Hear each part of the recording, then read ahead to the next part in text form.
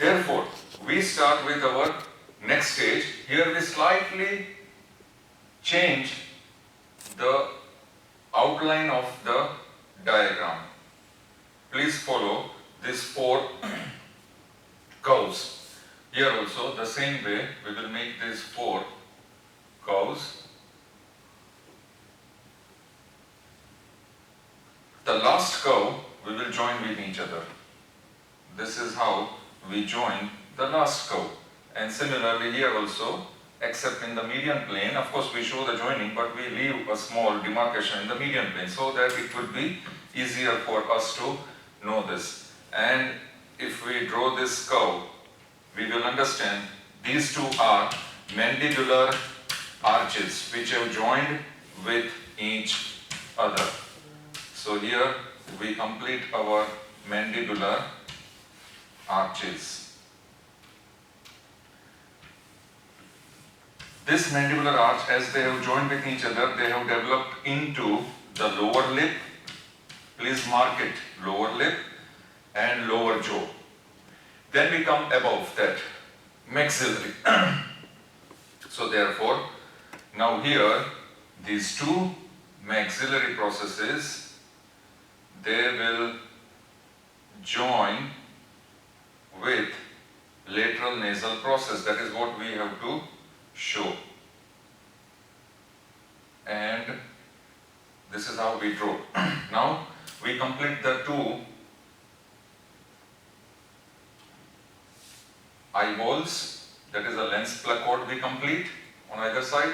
Now we have to show how the lateral nasal process have fused. So therefore, we show here the lateral nasal process will fuse in this way, and exactly here in the central portion we are going to show the olfactory pits, the 2 globular swellings, median nasal process in this way. And now here on this side we show that lateral nasal process will fuse with the maxillary process. On this side also we show that lateral nasal process have fused with the maxillary process. So therefore this much is the lateral nasal process. Maxillary process. Now as we complete this diagram, here we show this blue color. This maxillary process will develop into, now slowly it is developing into cheeks, the cheekbone, as well as it will develop into, please note down, lateral portions of upper lip. Maxillary process fused with lateral nasal process. This is the area of fusion. Now this one here, these are the 2 lens placards, and of course here this will be the forehead.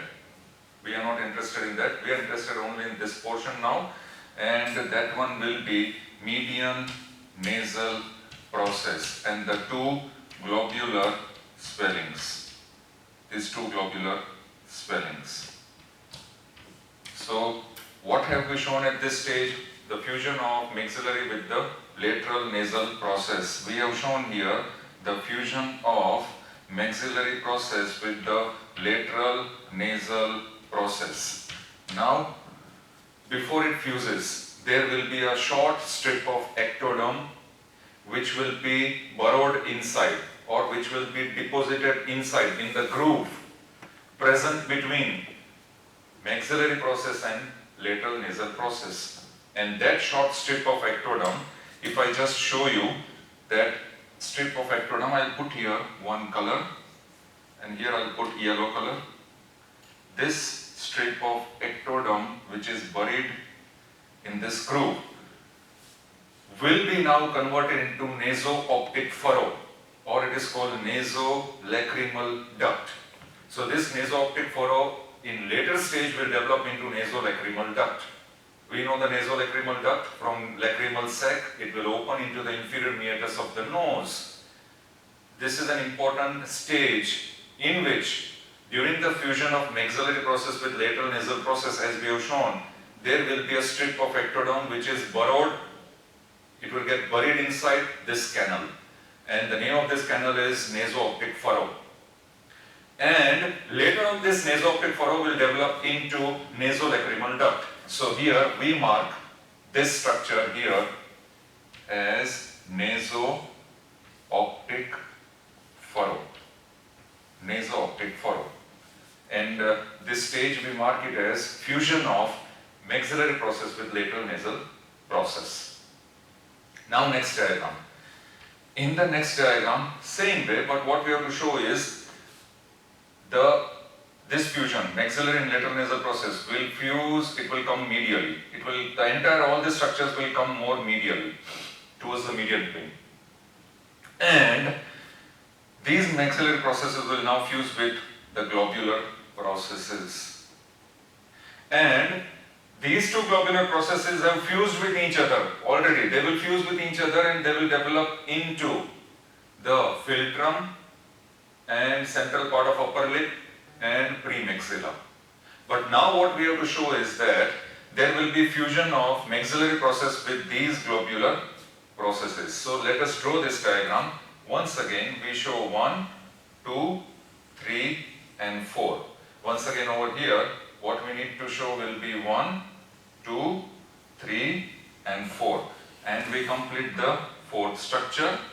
Here we complete the fourth structure. Now we can draw this as a same mandible because both the sides it is completed. Now both the sides this mandible will be completed. Fusion of the two mandibular processes. So therefore here we show the entire lower jaw and the lower lip. This will be fusion of mandibular process. Now maxillary process. As we go towards the maxillary process, we will show that this maxillary process will fuse with the globular process. So here these two maxillary processes will fuse with globular process, and here we will develop, this will be the eyelids, that is the lens placode. These are the two lenses. Now we show how they have fused. For that we show that simply these two olfactory pits, now they have been cut off from the stomodium. Why they have been cut off from stomodium, these two olfactory pits? Because of fusion of maxillary process with that of globular process. So here we show that these two globular processes have fused with the maxillary process. This is how we show. And a little bit of extension of these maxillary processes over this side. And here also we show this extension. This is how we show that maxillary process with the globular process.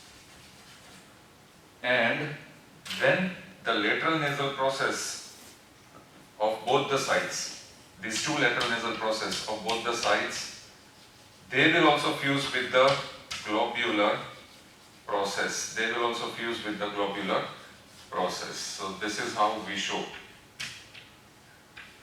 in this way. Very important stage. Therefore, maxillary process, after their fusion with the lateral nasal process, they have fused with the globular processes. And the globular processes have fused with the median nasal process. Because of this, the olfactory pits have been cut off from the stomodium. If you compare this diagram, olfactory pits were communicating with the stomodium. Now, because of fusion of globular process with the maxillary process and the lateral nasal process with the globular processes, the entire communication of olfactory pits with the stomodium have been cut off. And as they have been cut off, These two olfactory pits are now converted into, now these two will be known as, here if I mark it, they will be known as primitive anterior nares, N-A-R-E-S, or primitive anterior nostrils, opening of the nose. In this diagram, what you have to mark is, as I have repeatedly told you, those things you have to mark. Then, what important things will come? Because of pressure, because of more and more growth of this maxillary process towards, if I put an arrow in this way, because of the maxillary growth, I am putting an arrow to show the growth of maxillary process towards the median nasal process, the two nares will come with each other, close to each other. As a result of which, the median nasal process will form a bulging on the surface anterior median line of the face. And that bulging will be known as dorsum of the nose, the external bulging of the nose. The two lateral nasal processes will develop into L of the nose. The median nasal process, which will form a bulging on the external surface of the face, which is called dorsum of the nose, will develop into nasal septum.